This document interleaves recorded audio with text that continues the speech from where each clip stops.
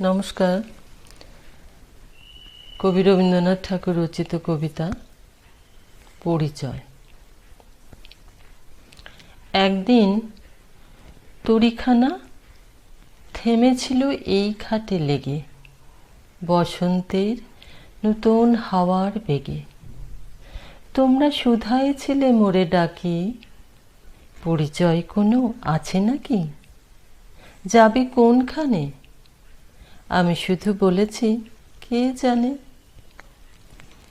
নদীতে লাগিল দোলা, বাঁধনে পড়িল টান।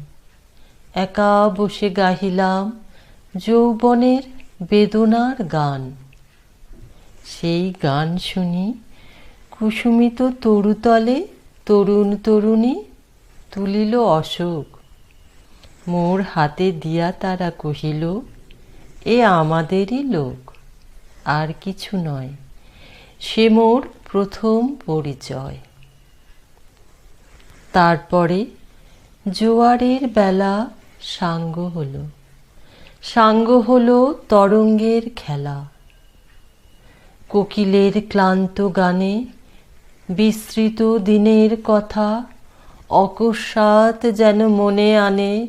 কনক চাপার দল পরে ঝুড়ে ভেসে যায় দূরে।